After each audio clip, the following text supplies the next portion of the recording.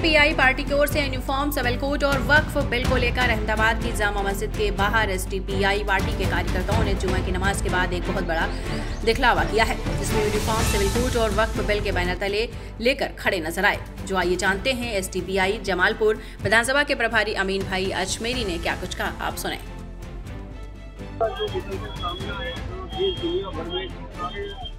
लोग निकलकर सामने समाज के लोग बहुत सारे बाहर आए, तो उसके बारे में क्या कहना है?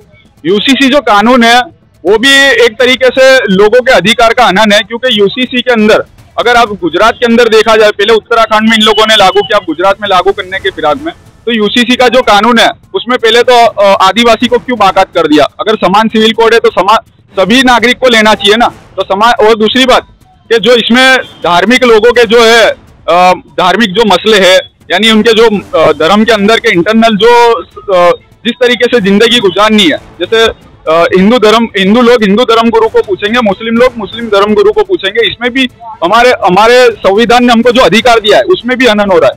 और जो यूसीसी के मामले में जैसे कि आसान धारा इन लोगों ने गुजरात में लागू कर दी, तो यूनिफॉर्म सिविल कोड रखा है, तो फिर एक ही समुदाय के ऊपर आसान धारा क्यों लागू होती है? तो ये सब बड़े सवाल है इसके अंदर, और ये इस तरीके से मनमानी वाला कानून कभी भी गुजरात के लोग एक्सेप्ट नहीं करेंगे। हम लोग आने वाले समय में इसका खुल के विरोध करेंगे अगर इसको रिजेक्ट नहीं करा गया तो। आर्टिकल 25 के अंदर उसके बारे में मेरे को इतनी ज्यादा जानकारी मेरे तक आई नहीं है, लेकिन जो भी है वो नागरिकों के अधिकार को हनन करता हो अगर कोई कानून पास होगा तो नागरिक तो रोड पे उतरेंगे। मामला चलता है सरकार द्वारा, सेंट्रल गवर्नमेंट के द्वारा जो नए कानून लाने वाले, तो उसके बारे में आपको दिक्कत क्या है? दिक्कत तो ये है, बात ये है कि इंडिया के अंदर सबको अपना अधिकार दिया है, अपना धार्मिक अधिकार दिया है, और अपने धार्मिक मामलों में सरकार दखल नहीं देगी, इस तरीके का एक अधिकार दिया है। आर्टिकल 19 है, 20 है, 21 है। अब आए दिन देखते हो हमारे लीडर भी ये आर्टिकल के बारे में बताते, लोगों को उजागर करते, और बहुत से लोग जो है हमारे देश के सेक्युलर लोग वो बार बार ये आवाज उठाते कि लोगों का जो अधिकार है उसका हनन हो रहा है। पहली बात तो ये है कि वक़्फ़ का जो मामला है, तो वक़्फ़ ये है हमारे जो बुजुर्गों ने, हमारे जो पहले हमारे बाप दादाओं ने, हमारे पुरखों ने वो विरासत दी है। वो विरासत काय के लिए दी? अल्लाह के नाम पे वक़्फ़ करी है।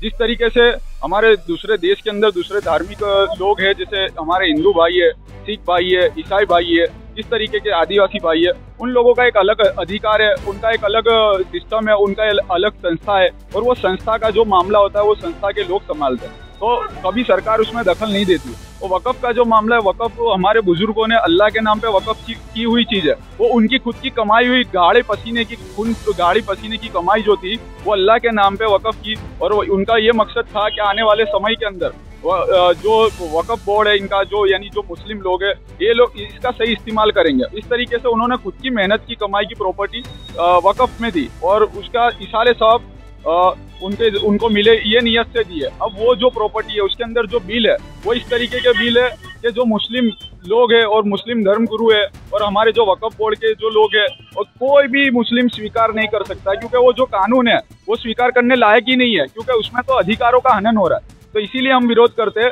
कि इसमें जितने भी कानून है, ज्यादातर कानून है हमारे अगेंस्ट है, हमारे फेवर में कोई भी कानून नहीं। इसके लिए हम वक़्फ़ बिल का खुल के विरोध करेंगे, और आने वाले समय में भी हमारी पार्टी की तरफ से जो भी टास्क दिया जाएगा हम करेंगे।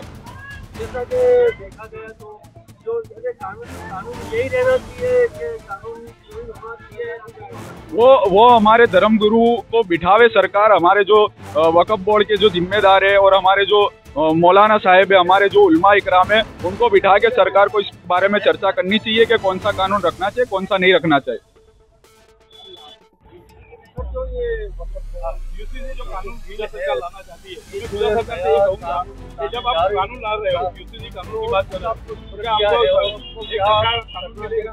क्या हमारे किसानों को जो मिलता है? जी, वक़्फ़ का सबसे आपने वक़्फ़ की बात कही, तो वक़्फ़ जो है ये अल्लाह की प्रॉपर्टी है, कि मुसलमानों ने अपनी जाती प्रॉपर्टी वक़्फ़ को देकर ईसाले सवाब के लिए वक़्फ़ की प्रॉपर्टी दी हुई है। किसी की हत्या हुई प्रॉपर्टी नहीं है, तो ये प्रॉपर्टी खुद की मुसलमानों की प्रॉपर्टी हुई।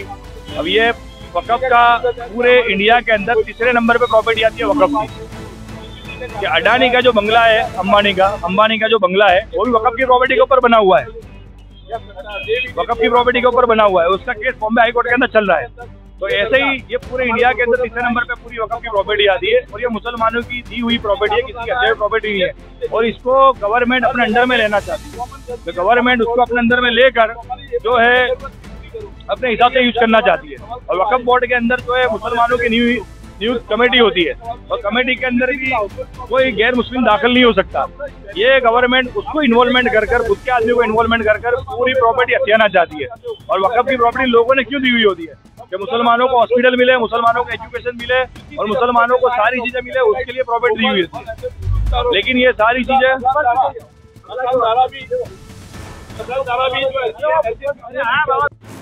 पढ़ते रहिए fight against criminal daily newspaper.